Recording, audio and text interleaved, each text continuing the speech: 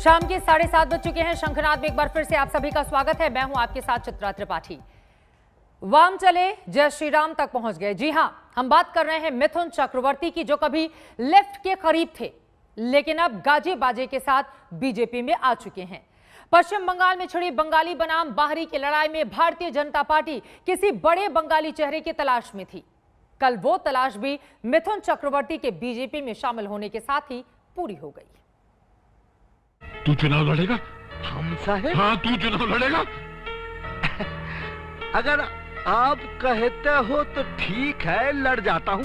अस्सी के दशक में अपने डिस्को पर जमाने को नचाने वाले अभिनेता मिथुन चक्रवर्ती के सामने अब बंगाल की सियासत नाच रही है। আমি বাঙালি গর্বে গর্বিত, আমি বাঙালি, আমি গর্বিত, আমি বাঙালি। जी हाँ, बंगाली, गौरवशाली बंगाली। मिथुन चक्रवर्ती का बंगाली होना सियासत की दूसरी पारी के लिए वरदान बन गया। शनिवार को कोलकाता में प्रधानमंत्री नरेंद्र मोदी के साथ जब मंच पर मिथुन चक्रवर्ती पहुंचे तो एक बड़े कद के बंगाली की तलाश में भटकती बीजेपी की आस पूरी हो गई। दादा भगवाधारी हो गए। আমি জল ঢোড়াও নই, বেলে বোড়াও নই, আমি একটা কোবরা গোখরো। আমি জল ঢোড়াও নই, বেলে বোড়াও নই, আমি জাত গোখরো, এক ছবলে ছবি। আর সেটাই আমি, আমার নাম মিঠুন চক্রবর্তী। আমি যা বলি তা করে দেখা। कभी नक्सल आंदोलन से जुड़े थे मिथुन, कभी वामपंथी विचारधारा से जुड़े थे, लेकिन अब उन्होंने बीजेपी का भगवा चोला पहन लिया है। यानी वाम से जय श्री राम तक की सियासत में पहुंच गए मिथुन।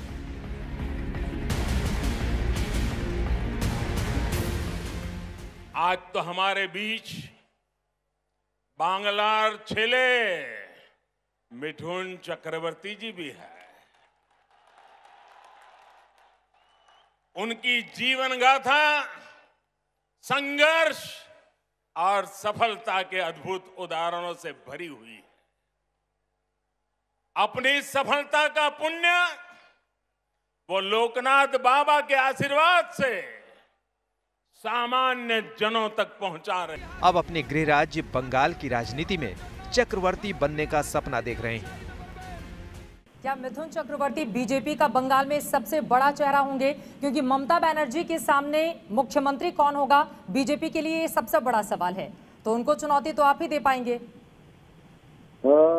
ये सवाल मैं इसका जवाब देना इस वक्त प्रोटोकॉल के बाहर चला जाऊंगा और मैं प्रोटोकॉल में मानता हूं। मैं ये सवाल अगर ऊपर के हमारे लोगों से पूछेंगे तो इसका जवाब आपको सही मिलेगा, लेकिन मुझे बोलना ठीक नहीं लगेगा।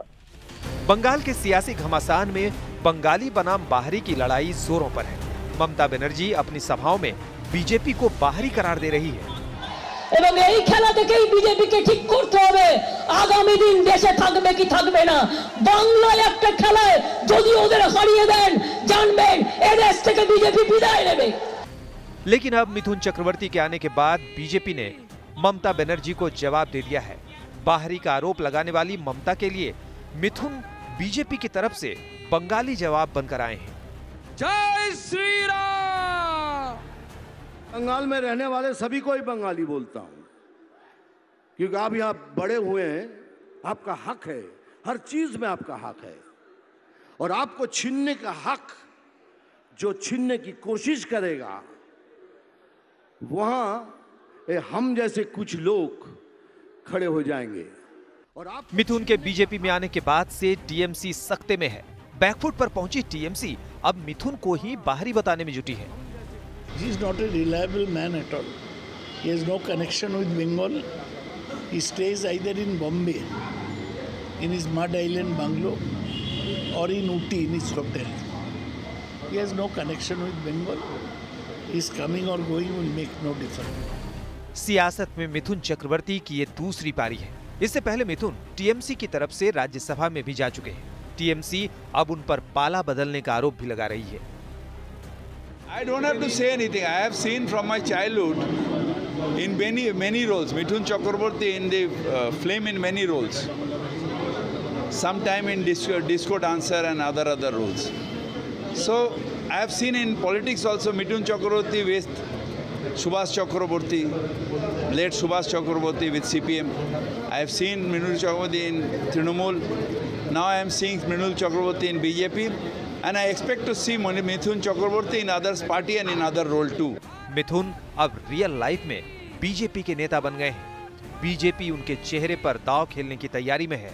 तो क्या बंगाल की सियासत में मिथुन दा की दादागिरी चलेगी? इंद्रजीत कुंडू, कोलकाता, आज तक। वैसे नौजवानी में मिथुन चक्रवर्ती ने नक्सलवादी आंदोलन की राह पकड़ी तो बॉलीवुड में जाने के बाद लेफ्ट से करीबी रिश्ते उनके बन गए। प्रणब मुखर्जी से उनके निजी रिश्ते रहे। 2012 के राष्ट्रपति चुनाव में ममता बनर्जी ने प्रणब मुखर्जी का समर्थन किया था। चर्चा यह भी कि ममता को मिथुन चक्रवर्ती ने ही मनाया था। मिथुन टीएमसी में भी आए, लेकिन 2016 में सियासत से ही तौबा कर लिया। लेकिन कल एक बार फिर से सभी को चौंकाते हुए अब भारतीय जनता पार्टी के साथ आ चुके हैं। सिर्फ नक्सलवादी आंदोलन छोड़ा था, विचारों से तो वो लंबे समय तक वामपंथी ही बने रहे।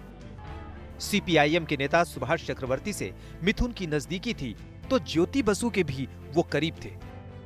ज्योति बसु को मिथुन ज्योति अंकल कहा करते थे। 1986 में बाढ़ पीड़ितों की मदद के लिए मिथुन ने कोलकाता के साल्ट लेक स्टेडियम में एक शो किया था। इस शो में अमिताभ बच्चन और रेखा भी आए थे। ज्योति बसु भी ये शो देखने पहुंचे थे। ज्योति बसु सरकार के दौरान फंड जुटाने के लिए मिथुन ने कई बार बिना एक भी पैसे लिए शो किए। लेकिन 3 अगस्त 2009 को सुभाष चक्रवर्ती के निधन के बाद मिथुन लेफ्ट से दूर हो गए। बुद्धदेव भट्टाचार्य ने मिथुन चक्रवर्ती को भाव नहीं दिया तो उन्होंने भी लेफ्ट से दूरी बना ली। हालांकि मिथुन व्यक्तिगत रूप से पूर्व राष्ट्रपति प्रणब मुखर्जी के बहुत नजदीक थे। उनके लिए 2009 में चुनाव प्रचार भी किया था। मैं प्रणब दा को आज भी कह रहा हूं कि I think it's a very very honest man and I field के आई शुड। मैं उनके लिए गया था। I am very happy he has one and come back big way. वो तारीख थी 17 जनवरी 2014। कई सुपरहिट बॉलीवुड और बांग्ला फिल्मों की अभिनेत्री सुचित्रा सेन का कोलकाता के क्योरोटाला के शमशान घाट पर अंतिम संस्कार हो रहा था। उसी वक्त मिता बनर्जी ने मिथुन के पास टीएमसी में आने का न्योता भेजा था। मिथुन चक्रवर्ती टीएमसी में आ गए। ममता बनर्जी ने उन्हें राज्यसभा भी भेजा, लेकिन शारदा चिटफंड घोटाले में नाम आने के बाद 2016 में मिथुन चक्रवर्ती ने राज्यसभा से इस्तीफा दे दिया। शारदा चिटफंड में उनका नाम आया। हालांकि जो पैसा उन्होंने लिया था वो पुलिस को लौटा दिया। उन्होंने उनको ब्रांड एम्बेसडर बनाया था, उसके एवज में उनको कुछ पैसे मिले थे। उसके बाद जो है अभी 2 दिन पहले मोहन भागवत जी उनसे मिले थे मुंबई में। उसी समय से ये लग रहा था कि वो उधर जाएंगे। तो ये चुनाव के समय हो ही रहा है। बहुत आक्रामक ढंग से भारतीय जनता पार्टी चुनाव लड़ रही है। मिथुन चक्रवर्ती बंगाल की सियासत के लिए बीजेपी के ट्रम्प कार्ड साबित हो सकते थे। यही वजह है कि 2019 में आरएसएस प्रमुख मोहन भागवत ने उनसे मुलाकात की थी। उसके बाद से ही बीजेपी मिथुन चक्रवर्ती से रिश्ते बढ़ाने में लगी थी।